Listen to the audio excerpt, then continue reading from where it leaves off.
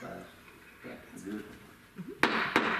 Good morning, ladies and gentlemen. I'd like to welcome you to Peace River, Manasota Regional Water Supply Authority Board of Directors meeting on December 4th, 2024 at approximately 9:30 a.m. in DeSoto County. I have present with us today Commissioner DeSoto from Charlotte County, Commissioner Jordan from Manatee, and Commissioner Cutsinger from Sarasota, and myself, Commissioner Lancaster from DeSoto County. At this time, if y'all would, let's rise for the invocation followed by the pledge.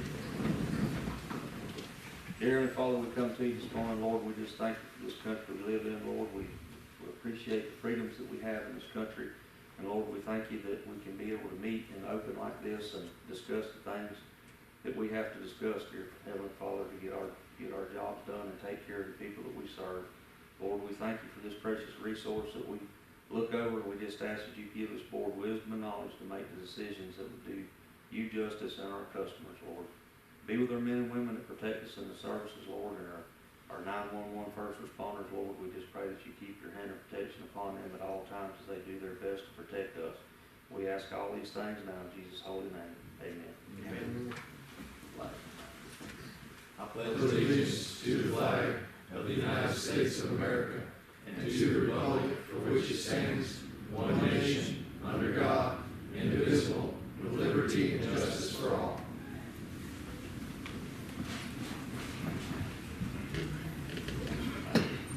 At this time, Ms. Hines is gone today, so Mr. Greg Harris volunteered to give us our opening host county remarks. Greg? Good morning. Greg Harris, Utilities Director for DeSoto County. I would like to officially welcome you to DeSoto County. We always look forward to hosting this great board and Peace River here. I have been told that the road construction that we're experiencing will be done at some time in the future. And we look forward to that day to make your trip a little better to get here. I'd also like to thank Peace River, Richard, and his group for the great partnership that we enjoy in the great water and the delivery of the service that we get from you all each and every day. Couldn't do it without you, and we appreciate it. Welcome, enjoy your stay, and we look forward to having you guys back again. Thank you. Thank you, Greg. This time we have an honored guest that wants to speak today, Mr. Orville Howard.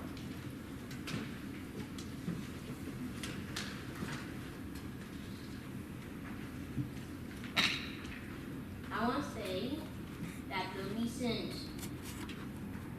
regional Peace River, Minnesota water supply barbecue was amazing. I was in Langford, you did a really good job, and the barbecue was amazing. Do you happen to know who had the barbecue?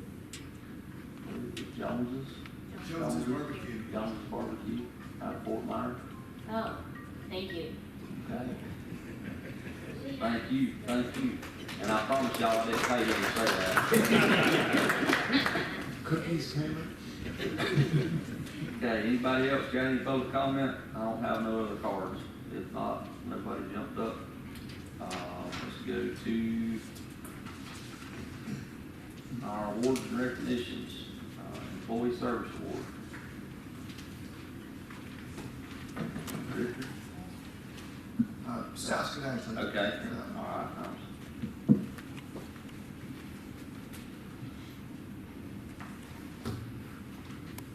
Good morning, Commissioners. I appreciate us taking a moment to express our sincere gratitude to first Tyler Gregan for his 5 years of service to the authority as our IT service tech. Tyler has been an invaluable member to our team, consistently punctual, responsive, and is always looking out for the best interest in the authority. Just this past year, he saved the authority approximately $10,000 by replacing and upgrading parts on computers that were slated for surplus, giving them new life and extending their usefulness.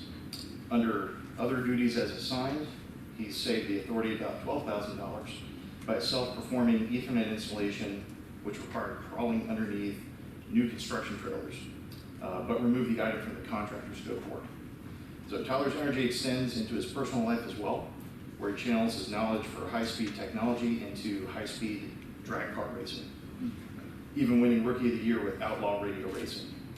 Tyler, thank you for your dedication, ingenuity, and commitment, and we look forward to your continued success with the authority.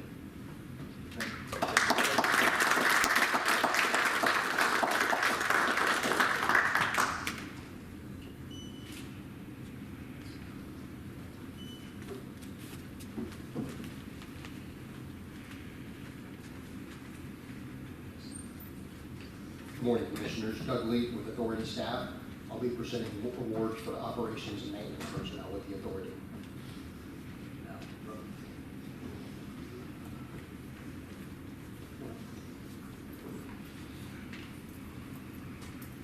Alphonse Brackens has been with the Authority for 15 years, and he started as a utility worker working at the sludge presses and cleaning weirs. He eventually moved up to the position of operator and currently holds a Class C operator's license.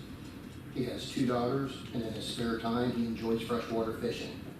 Al is especially proud of the house he bought last year locally here in DeSoto County and really takes pride in his yard. He is a dedicated employee and an asset to the Authority.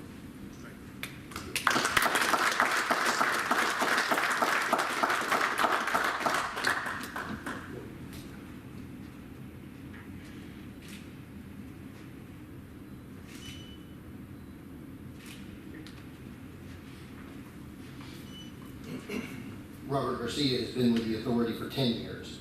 He also started as a utility worker cleaning weirs and working at sludge presses. He has since moved up to the position of mechanic and holds a Distribution 3 license. He is a father of 2 and enjoys teaching his son how to hunt. Robert is a dedicated employee that strives on making the plant operate properly.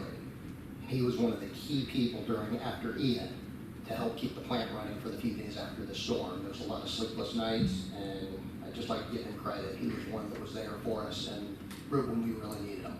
Thank you, Robert. Thank you.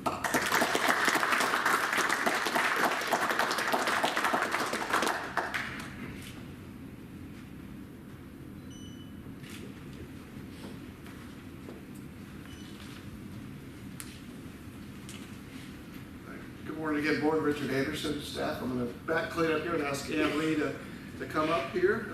Ann is celebrating her 10 years of service with the Authority. She's a familiar face to all of y'all. She's a native of Manatee County, born in Sarasota, actually raised in Manatee County, still lives there with her husband, Chris, and her son, her daughter, Sophia, who I know well. And their dog, Penny. She loves to do video gaming, and that's actually where she met Chris. He was from pretty far up north. He's Canadian, so she lured him down here. Rumor has it that she beat him up pretty well in the game, and then he had to come down and save face, and they ended up getting married. Let's just go with that. We'll go with that. So Ann loves hockey like I do, so we share that in common. At work, she's done a fantastic job. You guys are probably aware of all the things she has done. She's implemented electronic timesheets for the Authority. She's updated all of our financial software over the years. She's participated in 2 bond issuances, saving us over $20 million, which is fantastic. We've had clean audits for the last 10 years for her entire tenure as finance manager, and she continues to win awards for the Authority, which I'm going to cover in the next item here. So Ann, congratulations on your 10 years of service. I'd like to present this to you. Thank you.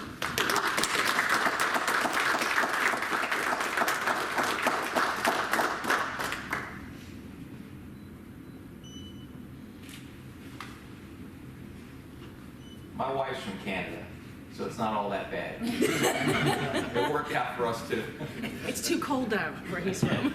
And for the record, I was not inferring it was bad. Item 2 of the awards is we are accepting on your behalf, again, the Government Finance Officers Association Certificate of Excellence Award for a clean financial audit and Certificate of Achievement in Financial Management. So Ann has won this award, and her team has won this award for the last 6 years. And again, we're going to accept this on your behalf and display this proudly at the office. And if she wins it again, we're going to just put this on routine status reports. So Ann, congratulations again. Thank you. I'll give you this. Thank you. All right.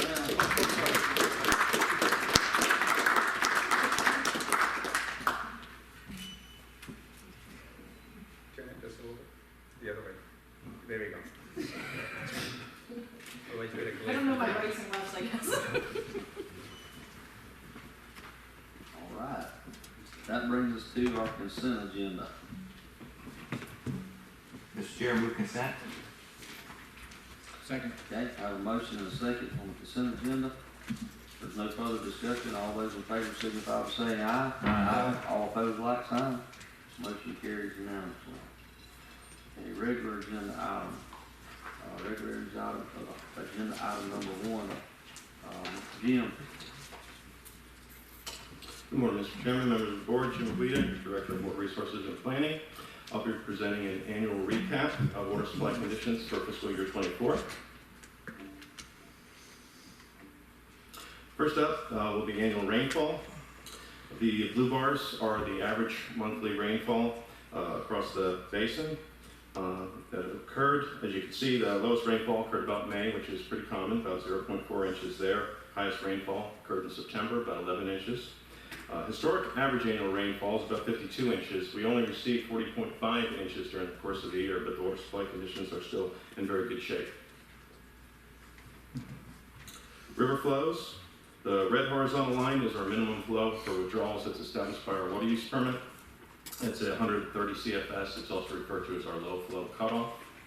The blue bars are monthly average river flow. Our lowest flow, again, occurred in May, 63 CFS, or about 41 MGD in May in the river. The highest flow was nearly 4,000 CFS, and at FY24 annual average flow was about 1168 CFS, or about 755 million gallons a day. River withdrawals. The blue bars are the average monthly river withdrawals that we took. We withdrew every month with the exception of May in this past fiscal year. The highest withdrawals again being summertime, and we peaked in August.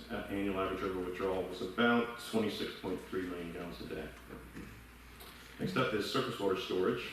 This shows our surface water storage in our reservoir system between FY21 and FY24, so for the last 4 years.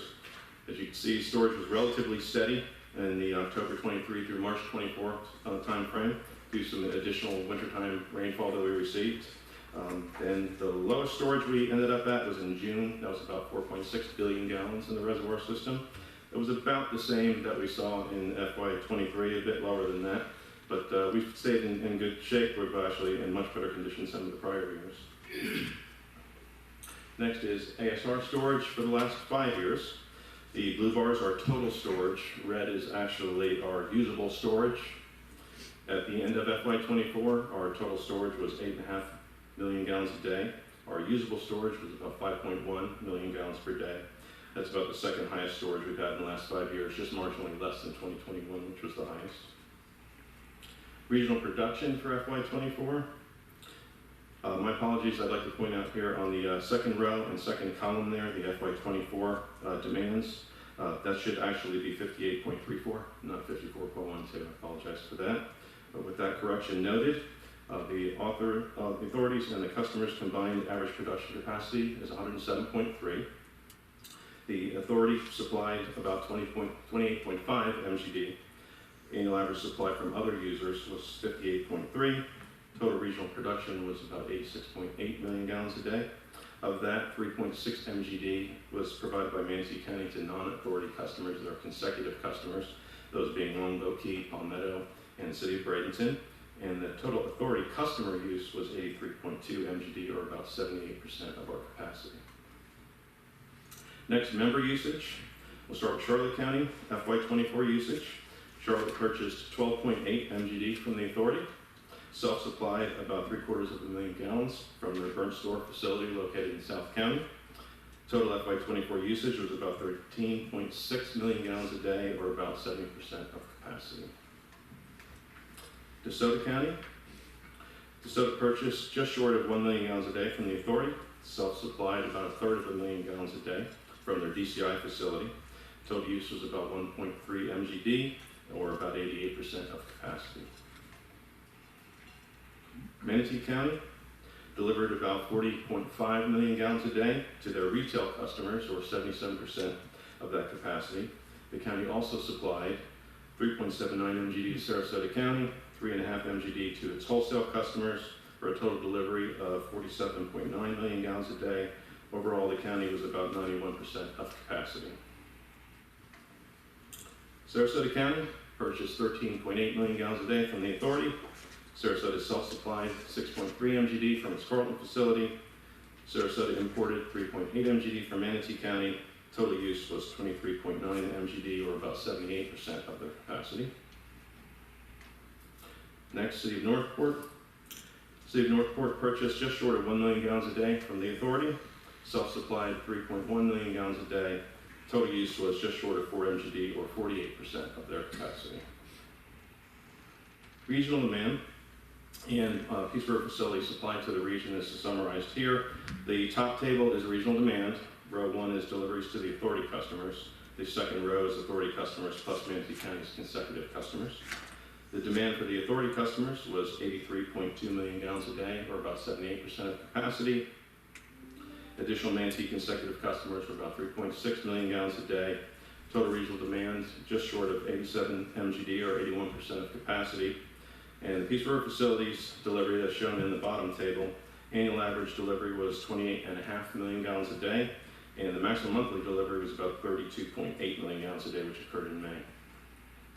If there's any questions, I'd be happy to try to answer them. Board members, do you have any questions? Okay, if not, thank you, Jim. Thank you. Regular agenda item number 2, Mr. Doug.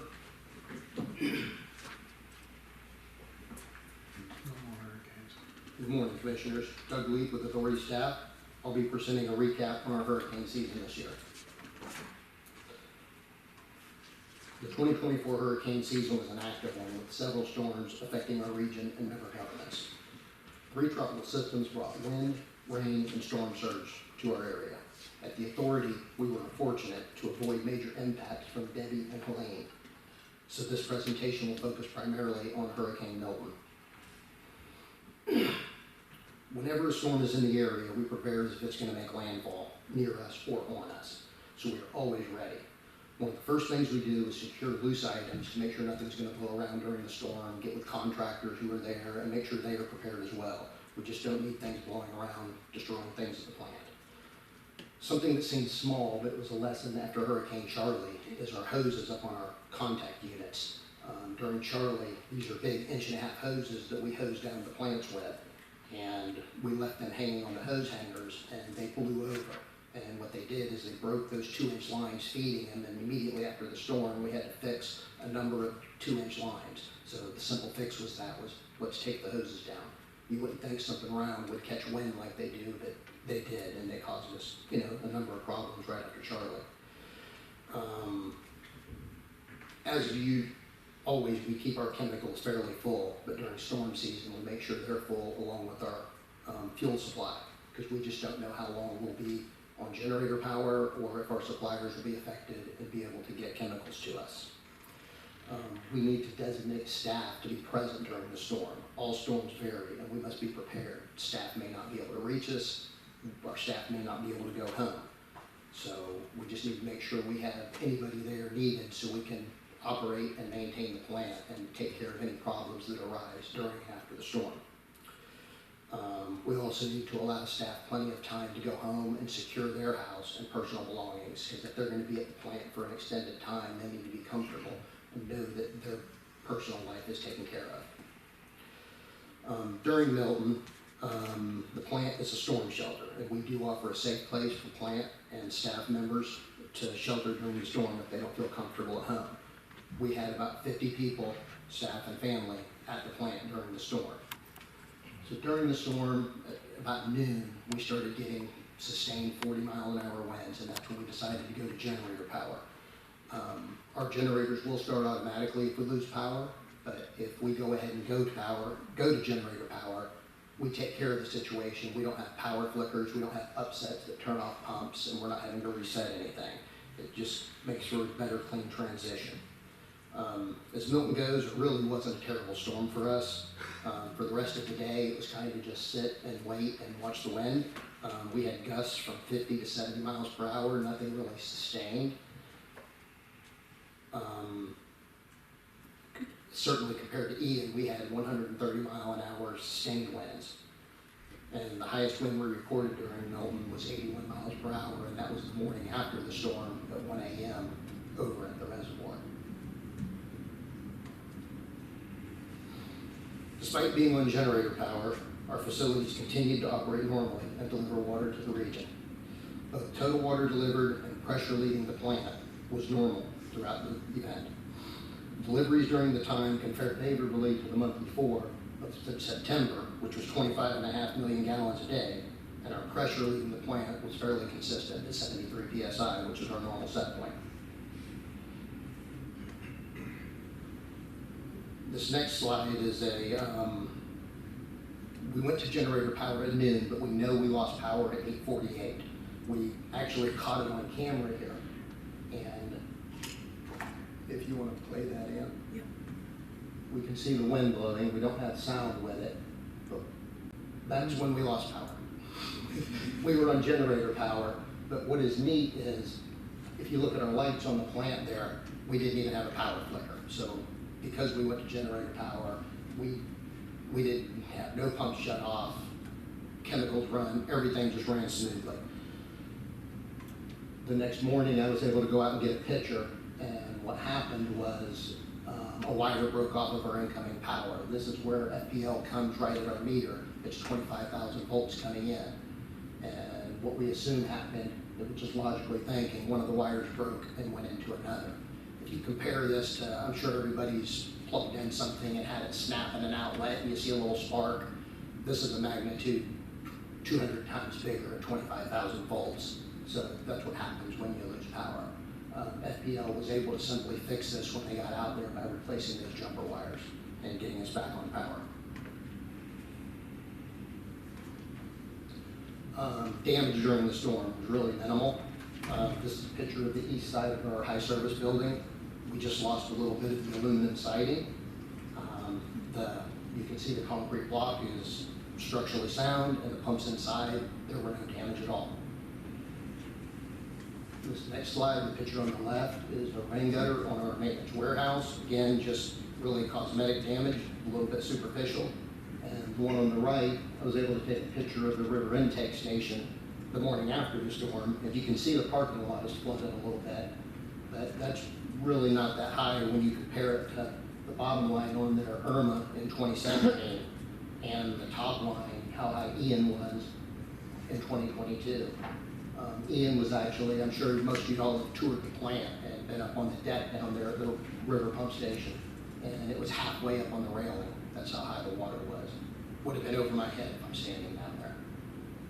But everything's elevated, so we're in good shape down there. During and after the storm, the generators ran for a continuous 55 hours. And although we are limited by fuel supply, that we can run 9 to 11 days on fuel, depending on load. Obviously, if the load's higher, we're going to use more fuel. We start refueling immediately after,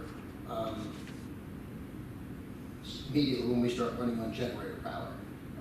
I'd like to give credit to Rogers Petroleum, a local DeSoto County company. They were able to deliver fuel to us all in all during the event, running generators at the plant, the reservoir, and up at our 3A Carlton pumping station. We used 17,000 gallons, and they were able to supply all of that to us. To get power back, we were in constant communication with FPL, emails, phone calls, just trying to get them to get things repaired. Of course, we had the main artery coming to us. There was some damage to that, not just at the plant. And also have to give credit to Charlotte and Sarasota County Emergency Operations Centers. Some of our staff reached out to them, and we think that helped get the power back in a timely manner. With Charlie, we were without power for 9 days, and with Ian, we were without power for 7 days. When I say without power, we were on generator power, so we still ran. And although our generators work great, and they're a great power source when we don't have power, they are our backup. So we prefer to be on FPL power. And you never know when a generator is going to fail, and let's face it, shutting down the plant is not an option. So, and I even give FPL credit because we started generators before the storm, and from when we lost storm, we actually had power back in under 2 days. So for all the work they had to do, they did a pretty good job in our opinion. That is, does anybody have any questions? I'll be glad to answer. Yes, sir. Thank you, Mr. Chair. Yeah, you don't have a FPL liaison that you deal with, because, you know, when we're in the EOC, FPL is in the room with us, and they prioritize certain infrastructure that, get their power, like hospitals, water facilities, sewer plants, things like that? We do, I'm not sure to the exact extent, but we have an account manager that we're always in contact with. Okay, because we have like a government liaison, so to speak, with FPL, and like I said, they're in the room in the EOC Right. reporting out. So, I would hope the authority has a relationship that, you don't have to stress on who to contact. That, you mentioned you work with Charlotte and Sarasota County. Right. But I'm just curious if you had that number, or if maybe we should get it to you so you have it in the Rolodex. That would be a good idea, yes. Okay, thank you, Chair. Thank you. Anybody else? Okay, thanks, sir. Agenda item number 3, Mr. Jim, you're up again. Good morning, Mr. Chairman. Again, Jim Weeder, your Director of Water Resources and Planning. I'll be providing you an update on the proposed revisions to the Master Water Supply Contract, and this is an action item. As the board is aware, the board has been discussing modifications to the Master Water Supply Contract since April. I'll be recapping certain key aspects of discussions the board has had and efforts that have been made since then to reach agreement on the contract. And finally, I will provide a recommended motion for the board to approve the third amendment to the Master Water Supply Contract. As part of the Master Water Supply Contract, we need to amend 4 exhibits, and those include Exhibit A, which is the DeSoto payment, Exhibit B, which is the total water allocation from the Peace River facility to each customer, Exhibit C, which is the new water supply quantities requested by each customer to be provided by the authority by the new Surface Water Supply Expansion Project, and then Exhibit F, which is the cost allocation percentages for each customer in each authority project. This slide recaps the discussions that have occurred between the April board meeting and the August 1st county administrators meeting. In April, staff presented Exhibits B, C, and F, which are the capacity allocations and the costs. There was general agreement among the board on those exhibits. There was also discussion regarding the DeSoto payment, which is also known as Exhibit A. There were some concerns expressed by certain board members about the cost increase that was proposed and the inflation adjustment associated with that. The board then directed staff to convene the county administrators, discuss that DeSoto payment, return to the board, and make a recommendation. Then we then had a May administrator meeting and then a June follow-up board meeting.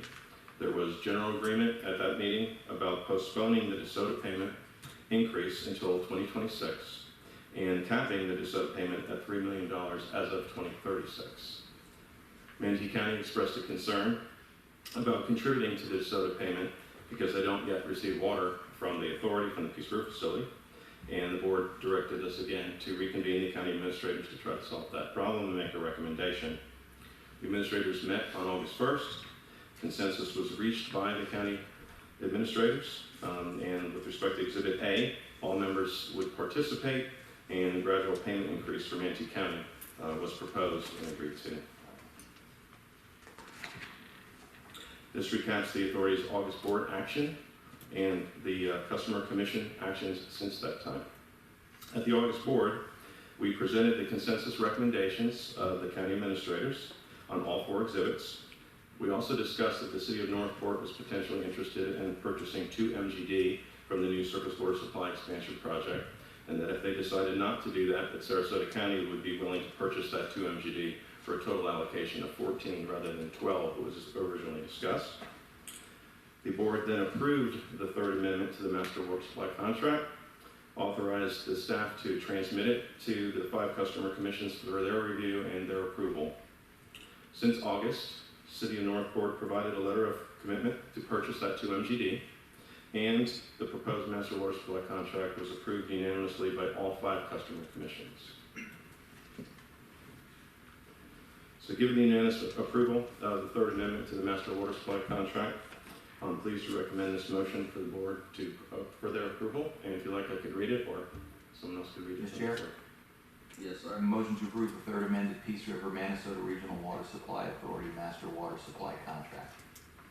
I'll second that. Okay, we got a motion and a second. Any discussion? Hearing none, all in favor signify by saying aye.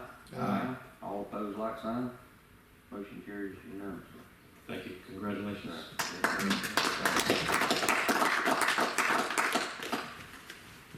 Item number 4. Mr. Nolan. Good morning, members of the board. Mike Knowles with Authority Staff presenting regular agenda item number 4. This is the 2025 project schedule milestones. This presentation is for information purposes only. This presentation is essentially coming attractions for calendar year 2025. It's related to capital improvement projects and board action items and some additional items that we know are coming up that the board is going to see. So there's a pause for questions at the end of this, but if you have any questions along the way, please feel free to stop. The first item that we want to discuss is the professional services contract. This is we have about 26 firms on board for various types of work under as-needed contract work that we can hand out. That's due to expire October of next year, so that'll be we'll need to re-advertise that. Then we have the Regional Integrated Loop Phase 3C pipeline project. The pumping and storage components of that project for Sarasota County will be discussed and brought to the board to start construction. Then we have the surface water supply expansion project. That's the project bringing 18 MGD of additional allocation to the region, and that has several action items this coming calendar year. And then we'll touch on the prospective financing for these capital projects. Our professional services contracts cover things like surveying, engineering, environmental, and hydrogeological services. Again, we have about 26 firms on board that handle this work that comes up for the authority. This was last advertised in 2020, and that contract was a 3-year plus 2 1-year extensions, so it's coming up for renewal in 2025. We would anticipate advertising that no later than June, and then bringing to the August board the recommendations from staff for the contracts. As far as the Phase 3C pumping and storage improvements portion of that pipeline project, the project is currently located at the 3A lift station site located at Carlton Reserve. We are currently post 30% design with our progressive design build contractor, Garney, to design a 5 million gallon storage tank and additional pumping improvements to our existing lift station. The contractor is working towards a guaranteed maximum price, and we would anticipate the August board meeting to bring that amendment to the board to carry through construction and startup of those facilities. And we appreciate the efforts of Brooke Bailey, Utility Director for Sarasota County, and her staff for coordination of these improvements at the Carlton Reserve. For the surface water supply expansion project, it's really 2 components, that project to deliver the 18 MGD. The first is the treatment facility, the Peace River facility expansion for the 24 MGD surface water treatment plant addition to our existing plant. And the other component is the Peace River Reservoir number 3. That's the offline storage of 9 billion gallons adjacent to our reservoir number 2, as well as pumping and conveyance improvements. For the Peace River facility expansion, that's currently under design for as Phase 1 under the guaranteed maximum price design with Wharton Smith as our progressive design builder, and they're working towards approximately a 60% design right now. We would anticipate bringing a final design amendment to take that from 60% to 100% to the board, as well as a guaranteed maximum price amendment to the board to carry that through construction and startup and testing of the facility. The final design amendment is anticipated in February, and the GMP amendment is anticipated June of next year. For the Peace River Regional Reservoir number 3, or PR3 project, that project is divided up into several design packages based on the procurement method for each one. Volume 1 is the storage component, the 9 billion gallon reservoir. Volume 3 is a reservoir pump station and major electrical improvements. Volume 4 is the large diameter, 84-inch diameter pipe needed to fill reservoir number 3. And then volume 5 is the mitigation associated with the footprint for reservoir number 3. For reservoir number 1, the procurement approach for this volume of work is to hard bid that project. And the first step for that is to shortlist qualified firms and then provide those firms the bid packages and then return to the board with the lowest qualified bidder to begin construction. We would anticipate bringing to the board the list of shortlisted firms in June, and then after that approval, we would provide the bid ready package and then bring the lowest qualified bidder for consideration by the board in October of next year. For volume 3, the reservoir pump station and major electrical improvements, we have a construction manager at risk already on board. That's Archer Western. And we have been working with them closely on this package. And as you may recall from prior board meetings, what we're hearing from our construction manager at risk, as well as the Peace River facility expansion, is that the electrical components are really the longest lead item that we have to deal with. Some of the manufacturers for medium voltage switchgear equipment were originally quoting 3 years out. Others quoting between 1 and 2 years. So first thing we want to do really is bring an owner direct purchase option to the board for consideration to get in that queue to give us the electrical components so we can finish the projects on time. The next item would be an early works package for Archer Western to begin the intake channel. While the design of the rest of volume 3 is currently underway and will be done in the first quarter of next year, some foundational work for the intake channel is already at 100%.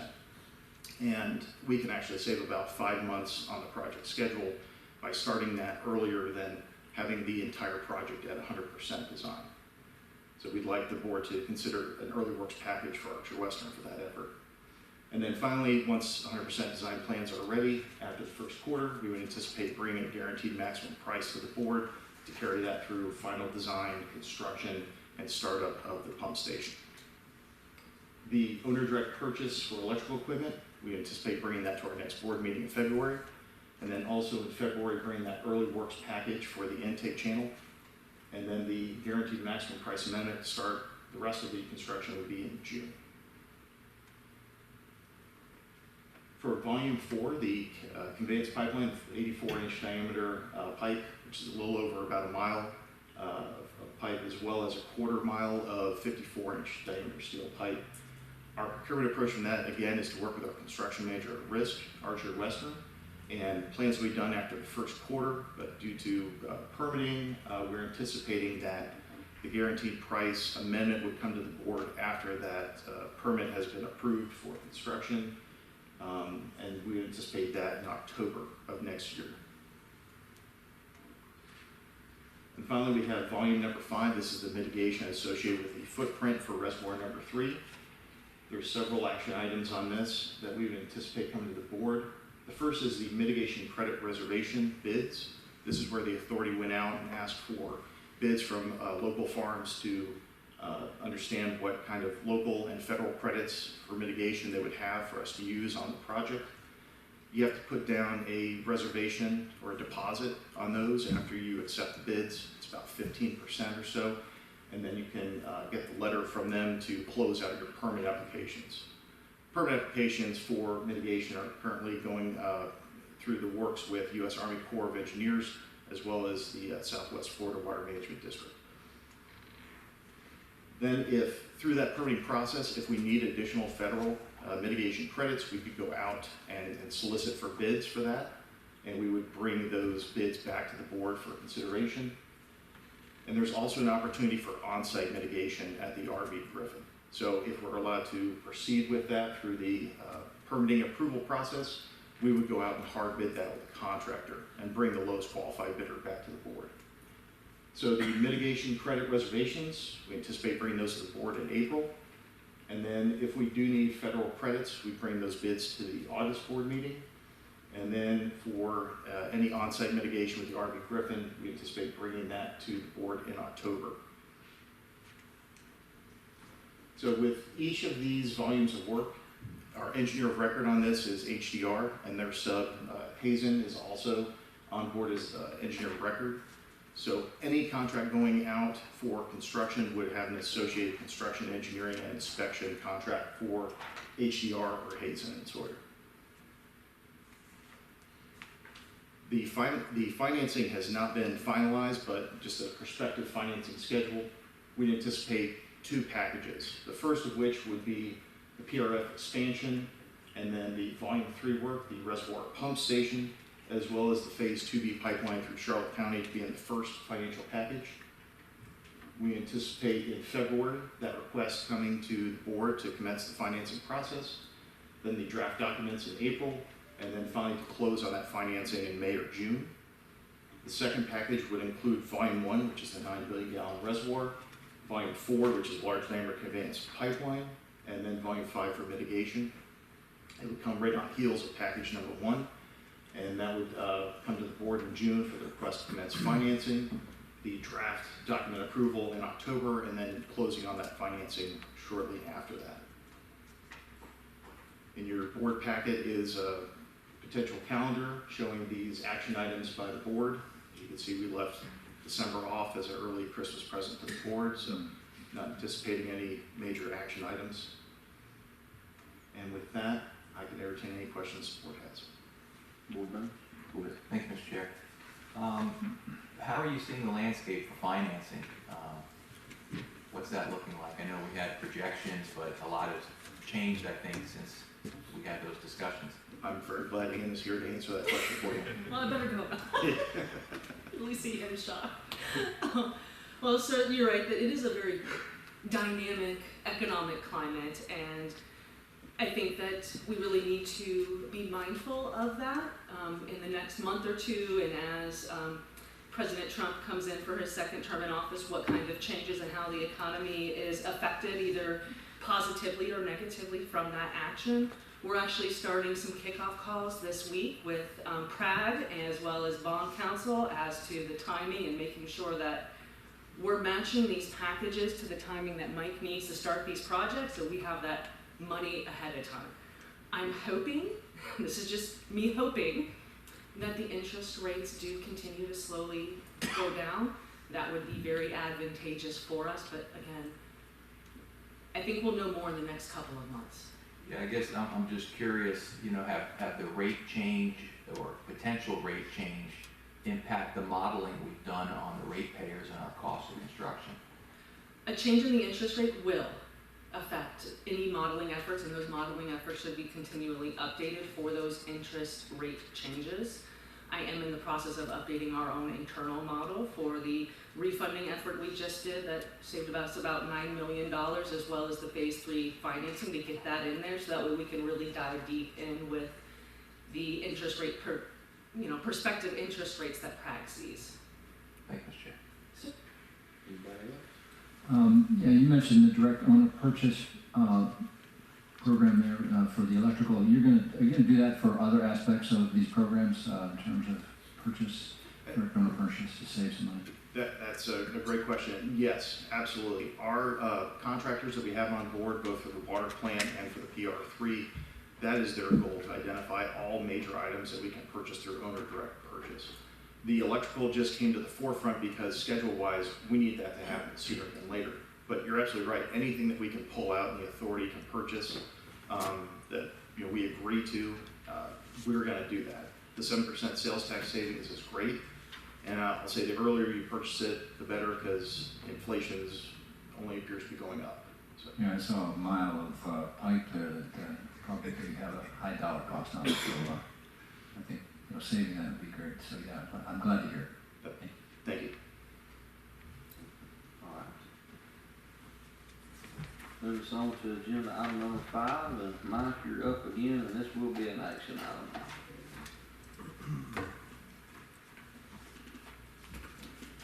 Thank you. Mike Knowles with Authority staff for the record. Regular agenda item number 5 is for owner direct purchase of pipe material for PR3. Commissioner Cutzinger, thank you for the lead-in for this. So there was one item that was left off of our calendar for 2025, and that is because the authority staff is recommending that we actually proceed at this time with owner direct purchase of steel coil and the associated pipe, valves, and other appurtenances for volume 4 of work. That is the 84-inch diameter pipe, just over a mile of that feeds reservoir number 3. So agenda-wise, I'll cover our recent successes in owner direct purchase, talk about volume 4, the conveyance pipeline project that would be the benefactor of that owner direct purchase, and then entertain any questions before going to the motion. So the authority's procurement policy already covers owner direct purchase. It enables the authority to purchase large items to realize tax savings. And we always work with our contractors to make sure it's in the best interest of the authority and everybody involved before we pull the trigger on some of these purchases. So this is not done in a vacuum. Previously, that's okay if they don't play. Previously, the authority has purchased large diameter steel pipe and valves for another transmission system project. Actually, 2 of them under our CIP project. And we have had success in those. One is for the Phase 2B pipeline through Charlotte County, and the other one is for the Phase 3C pipeline in Sarasota County. Looking at the early procurement and owner direct purchase of those items combined, we saved the projects about $5.2 million. And that's between the 7% sales tax savings, but also the escalation in cost of those items in today's dollars compared to when we first bought them. So it's a good method to get out there early and time the market, which is the main reason that we brought this up. Our water authority to the north of us, Tampa Bay Water, we heard that they recently purchased, through owner direct purchase, about 20 miles of 60-inch diameter pipe, and they've been working with their contractor to time the market right. So we pulled up the index for the hot rolled steel coil, and as you can see, there's some natural dips in the raw material pricing. If you look at when we first purchased, through owner direct purchase, the pipe with the transmission main projects, we went up timing the market really well. And we don't have a crystal ball. We don't know if it's going to go up or down, but history has shown, at least for that purchase, our contractor is correct in recommending that we go ahead and purchase the pipe at that time. Working with Archer Western, again, similar recommendation is that the price is down right now for raw material. So we don't know what's going to happen after this point, but it represents at least another low dip when you look at the trend over the last 3 years. The benefit, or the beneficiary of that purchase, would be volume 4 for the PR3. Again, that's about 1.1 miles of 84-inch diameter pipe and about a quarter mile of 54-inch diameter pipe. The pipe would not be needed to be in place until at least October or December of next year, but buying it now locks in the price for the steel coil. Those companies are able to store that coil, it's relatively small, and then begin production when we need the pipe to start being delivered to the site. With that, I'd like to entertain any questions that the board has before going to a motion. Board members, do you have any questions? Mr. Chair, Yes, I have a sir. motion to authorize the executive director to approve the purchase of materials for the Peace River Regional Reservoir Number 3 not to exceed $7 million for items which are being procured under section 5.4.4 of the authority's procurement policy. Second. Have a motion and a second. Any discussion?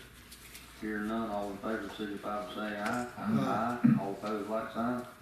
Motion carries unanimously. Thank you, Mike. Thank you. General Counsel's report. Mr. Doug.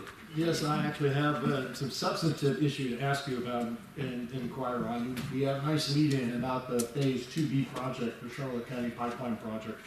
And we, the authority staff, myself, Jim Guida, Richard Anderson, and Mike Coates, who's in the audience, have all been working on this for a number of years. When you go to buy or get an easement, which is the case here, a pipeline easement, across land that's owned by the state, and this time it's owned by the state and the Water Management District jointly, you have to go through a process of purchasing that land that, in this case, doesn't have to go before the governing cabinet, but is dictated how you do it through governing cabinet policies, which led to where we're at now, which is an estimate, it's not an appraisal of what that easement value is worth, and you have to purchase it even as a public entity at 1.5 times that estimated value, and that's about $123,150. So in order to complete this process, the easement has been approved by ARC, which is basically an entity that determines whether or not it's a good idea for the state land to be sold.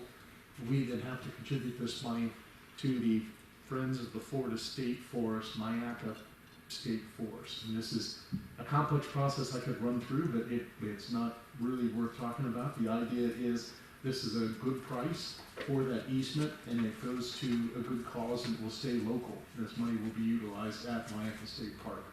So what I'd like to do is I have a motion and a recommended action that I have here, and it's just for to authorize this amount of funds to be transferred to the Friends of Florida State Forest, Mayanka State Forest, up to $130,000 by signature of the executive director, so that we can go ahead and complete this transaction and purchase the easement we need for the construction of the pipeline. Mr. Chair, Yes, sir. motion to authorize the executive director to approve a letter of commitment to the Florida Department of Agriculture and Consumer Services and funds not to exceed $130,000. Friends of Florida State Forest, Mayanka State Forest. Second. Okay, have a motion and a second. Any discussion? Hearing none. All in favor, signify by saying aye. Aye. All opposed, like sign. Motion carries unanimously. And my further comments, if I can, just to take a little bit of privilege, having been with the authority for 22 years as your council, has been a privilege. But I'm especially proud of the construction of the reservoir. And in the room, we have people who have been involved. Obviously, Mike Coates is here today. Al Mayo is here today. And all of you, what you've done by building the reservoir and pushing this project all along for this many years, including Richard as well, is to have water supply secured for the region for the next 20 years. So the standpoint of, we saw the state, the data, I saw Manatee County at 91%, we saw other counties at 78, 80%. It's coming close to the area where you have to look at future supply. And I think the timing of the project's excellent. Each one of you are to be commended, and those who came before you, for being forward-looking. These projects take a long time to plan out, and it takes a lot of effort and time to coordinate it. And that's only done by politicians, people who are looking to the future. And I commend you for that. I think this doesn't happen. You know, I've been in the water business for 38 years. There's so many times where the communities won't get together, won't vote for what's best for the region. And I think we have a unique group of folks here that are involved, and it's you, commissioners from each one of those counties. I want to thank you for that. Well, thank you for the kind words, Doug. And Merry Christmas. I think he's looking for a bonus. Well, I was waiting for the, Yeah. I need a raise. Yeah. Yeah. No, thank you, Doug, and I know, you know, we say the yays and we say the nays, but it's this authority as a whole, and our executive directors and all the staff and all that guides this thing, because I'll be honest with you, I just do know how to turn the spigot on, but other than that, I mean, it's the whole staff all combined, just help these things get there, and I appreciate the kind words, but they deserve the credit, in my opinion, because all I do is read my script here and figure out what I'm supposed to do. But with that said, we got board member comments now. Mr. Bearden. Oh, I'm sorry, executive, I'm sorry. Thank you, Mr. Chair. No, I can't follow up with what the attorney said, so great job, Doug. I appreciate those words, and you too, Commissioner. So I'll just say, we've had a great year, and I want to wish everybody a healthy, happy, and prosperous holiday season. And thanks for everything we've done this year. I see a lot of folks in the audience. Every one of you have been involved in this process for not only this year, but many years. And thank you for your support of the authority. So, thank you. Okay. Routine status report, they're in our books. If you need to look at them, if you have any questions, you can ask them. But our board member comments now, I'm back on my script, Orville. I've got off my script, my list of executive director report. But so, Commissioner Beard? I ain't got nothing. Okay. Mr. Sayer? Yeah, just safe travels if you're heading to Tampa to the FAC legislative conference. Yes, sir. Mr. Cussing? Yeah, I get formally chosen hopefully next week by my commission, but I've already got a picture taken, so that should You're right. make it in. So no, I'm just glad to be here, and I echo the comments that I've heard here. We stand on the shoulders of some pretty amazing people who have a lot of forethought, made some courageous decisions, and most people don't realize that. They turn on the spigot, they want the water, that's all they think about, but boy, a lot goes into providing that, and just glad to be a part of it, so glad to be here. Thank you, Commissioner Singer. I'd overlooked something earlier. I just wanted to recognize our former board member, Commissioner Mayo. He's present with us today, and our former executive director, Coach, is he still there? There he is. There he is. He's back there hiding. So, thank y'all for coming. After the board meeting, I've been asked that we all hang around for a minute. Being this picture taking day, we wanted to get a picture taken when we signed the agreement that we approved. It took forever to get done, but we got her done. And so if y'all want to hang out, if there's anything else, or you got anything you want to say before we close the meeting? Are you done for today? Okay. All right. Thank y'all for coming. Meeting is adjourned.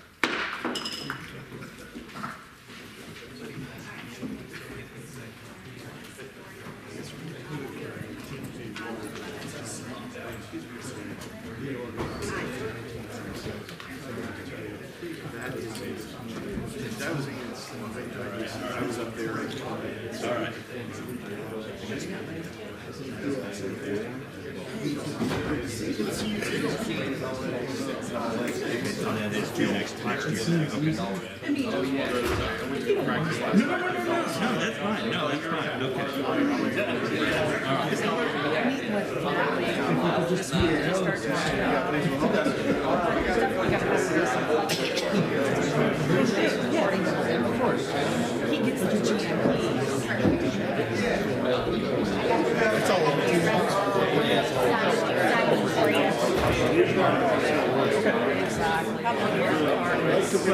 Can someone take pictures?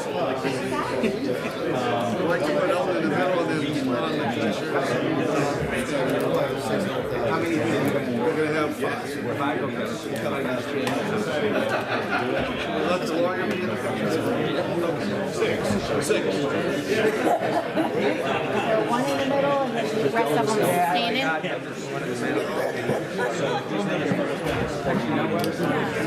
I think I'll go probably. I know I was trying to get out.